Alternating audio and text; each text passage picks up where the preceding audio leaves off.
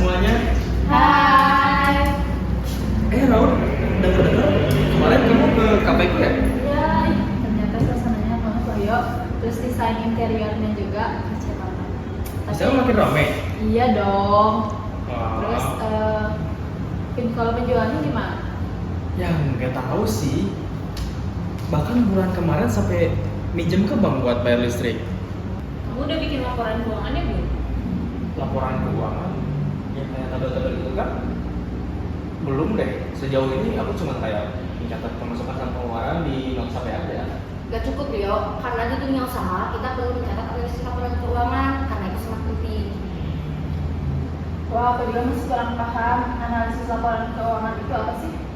Jadi gini, analisis laporan keuangan itu adalah proses mengkaji dan menilai informasi dari laporan keuangan suatu perusahaan untuk mengetahui kondisi keuangan, kinerja, serta potensi dan resiko bisnis. Tujuannya untuk menilai apakah perusahaan sehat, menguntungkan, dan mampu membayar utangnya. Hasil analisis ini bisa membantu manajemen, investor, atau pihak lain dalam mengambil keputusan bisnis. Dan ada 3 laporan utama dalam keuangan. Pertama, laporan laba rugi. Kedua, neraca. Dan yang ketiga, laporan arus kas. Biar aku bantu juga, soalnya semua bisnis harus paham tentang analisis keuangan dan kondisi keuangan, sekecil apapun usaha itu. Ya aku butuh ini sih, jadi aku nggak pusing nanti pas akhir bulan. Oke, yang pertama, laporan laba rugi adalah laporan keuangan yang menunjukkan pendapatan dan beban suatu perusahaan dalam periode tertentu. Biasanya 1 bulan atau 1 tahun. Dari laporan ini, kita bisa tahu apakah perusahaan mendapatkan keuntungan atau justru mengalami kerugian. Laporan ini penting untuk melihat seberapa baik kinerja perusahaan dalam menghasilkan pendapatan dan mengelola biaya. Contohnya, pendapatan kamu bulan ini 50 juta. Terus biaya lain-lainnya seperti listrik, gaji 40 juta, berarti kamu mendapatkan laba 10 juta. Jadi itu tuh kayak hasil usaha selama 1 periode gitu ya? Yup, that's right. Oke. Jadi kalau buat neraca itu apa ya? Jadi neraca adalah laporan keuangan yang menunjukkan posisi keuangan perusahaan pada suatu waktu tertentu. Di dalamnya terdapat informasi tentang aset atau harta, kewajiban atau utang, dan ekuitas atau modal perusahaan. Neraca juga membantu kita mengetahui seberapa besar kekayaan perusahaan, berapa utangnya, dan berapa bagian yang dimiliki oleh perusahaan. Oh jadi buat tahu kafe nilainya berapa? That's right. Oke, then the last one. Yang terakhir, laporan arus kas adalah laporan keuangan yang menunjukkan aliran masuk keluar uang tunai dari suatu perusahaan dalam periode tertentu.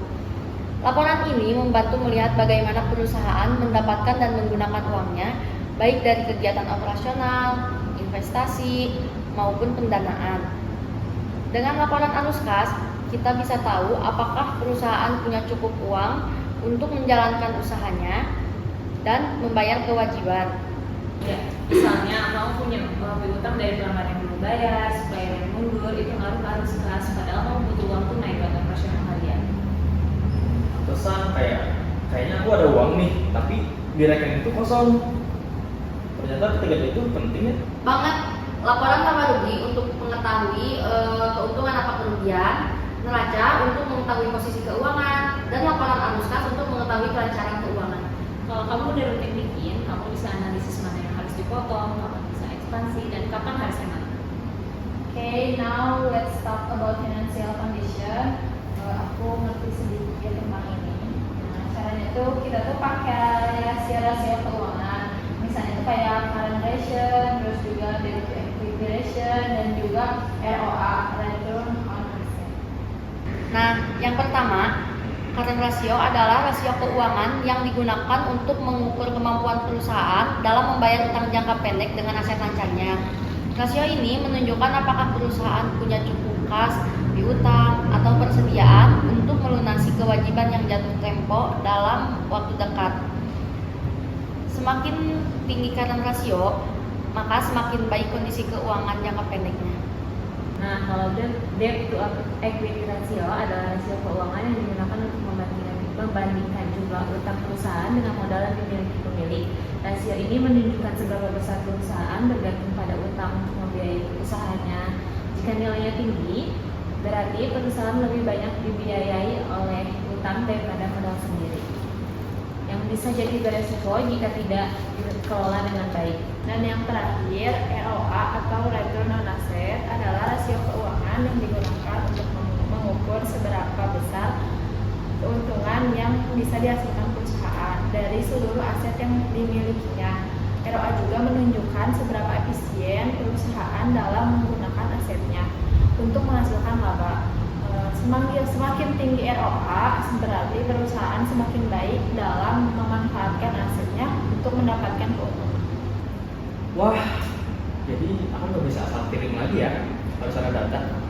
Nanti aku bantu deh bikin template-nya biar enak dilihat. Dan aku siap bantu ngajarin cara buat laporannya. Gak cukup ribet kok, kita bisa mulai dari Excel. Deal. Jadi tahun ini aku cuma nggak buat kopi enak aja, tapi punya laporan keuangan yang rapi. Cheers untuk bisnis yang sehat dan cuan.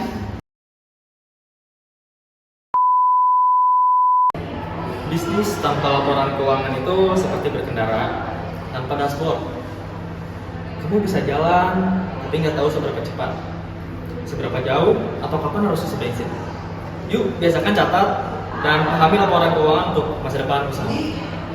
Jadi hari ini kita telah belajar bahwa analisis laporan keuangan bukan sekedar menghitung, tapi juga menelaah, memahami nilai arah masa depan dari jejak langkah di masa lalu. Dan juga bahwa setiap rasio, setiap catatan berbicara jika kita mau mendengarkan.